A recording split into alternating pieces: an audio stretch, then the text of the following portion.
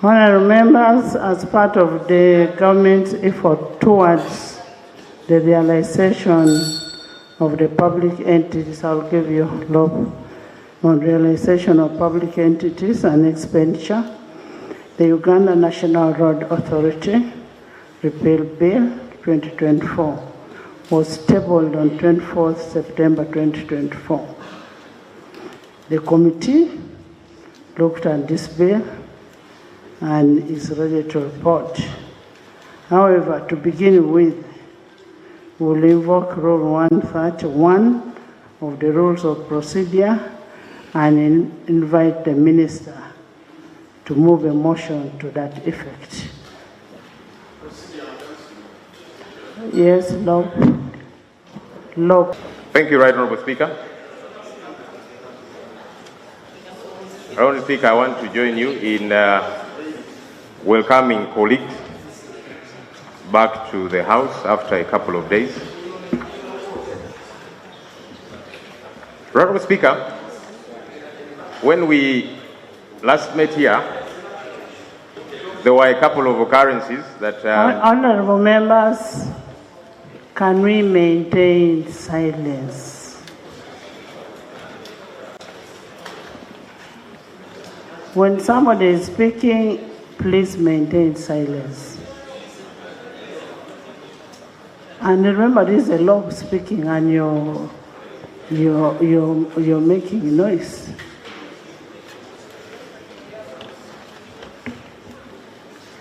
Thank you, Right Honourable Speaker. Right Honourable Speaker, as I was saying, when we last met here, there were some occurrences that I want to draw your attention to, especially in regard to the law. This is the legislature which makes laws, and it's important that even as we make laws, first and foremost, we observe the laws of the land. I want to firstly draw your attention to Rule 94 of our Rules of Procedure, which provides for declaration of personal interest in any matter before the House. That's the first law I'm quoting. I'm going to quote about 2 or 3.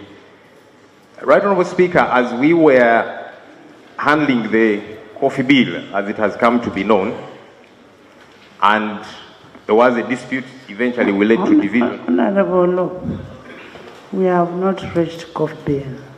We are handling, you will raise that when we are on coffee bill. Let's handle the road fund, UNRWA. We handle the rest, then we go to the coffee. When it reaches coffee, whoever has a conflict of interest must declare. Thank you for your guidance, Honourable Speaker. The reason I'm raising this matter now is because it will help us procedurally, because you're going to guide. It will help us procedurally with all the business we are going to handle in this House. Right Honourable Speaker, the order paper that I have looked at has got a couple of issues. And one of those is the coffee bill. And again, like I'm saying, let me raise the matter. You're going to rule, Right Honourable Speaker. So as I was saying, Rule 94 of our Rules of Procedure provides for declaration of interest. What we saw, Right Honourable Speaker, on the national broadcaster and elsewhere were remarks made by yourself, Right Honourable Speaker, showing that you seemed to have a particular interest in the coffee bill. You were exchanging words with, having a chat with the government chief whip, and you asked him if he does have the numbers. Right Honourable Speaker, that was to show that you had interest in this matter. I am on procedure.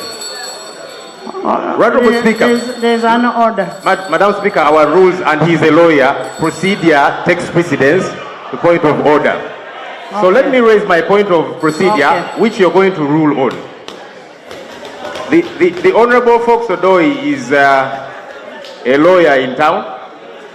I want to believe he has taken time to read the rules. Your procedure matter? And that's what I was raising before I was rudely interrupted by a fellow lawyer who I expect to know the rules and to even guide other members. Honorable Speaker, the matter of conflict of interest is a very critical one. As far as I am concerned, based on that, your conduct, right, Honorable Speaker, I think you have an interest in this matter, and maybe you should have declared that interest and perhaps even recused yourself, excused yourself from that matter, right, Honorable Speaker.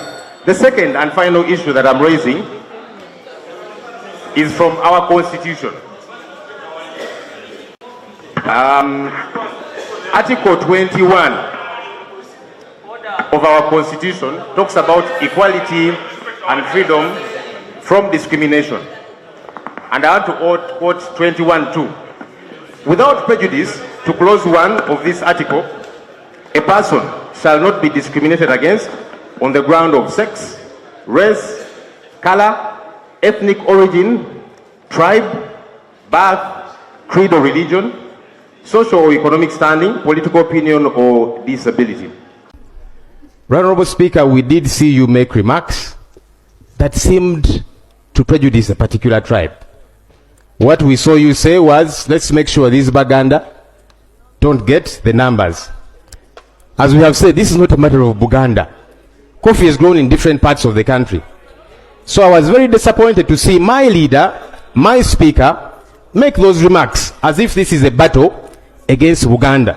And maybe government needs to clarify in bringing this bill, are you targeting Buganda and Baganda? I don't know. So, Honorable Speaker, I brought your attention to our laws, the Constitution, our rules of procedure regarding conflict of interest, which would see you decently recuse and excuse yourself from presiding over this matter, but also the tribal sentiments, right, Honorable Speaker, that we did hear you make, that have got to be addressed by yourself, perhaps beginning with an apology, and then we see how we take things from there. Thank you, Right Honorable Speaker. And I thank the honorable colleagues for following the issues that I've raised very attentively.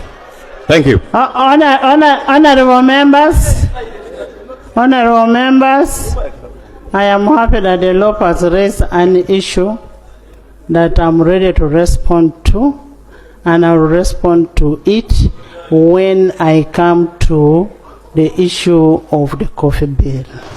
I will give a very appropriate response to that when we come to the coffee bill.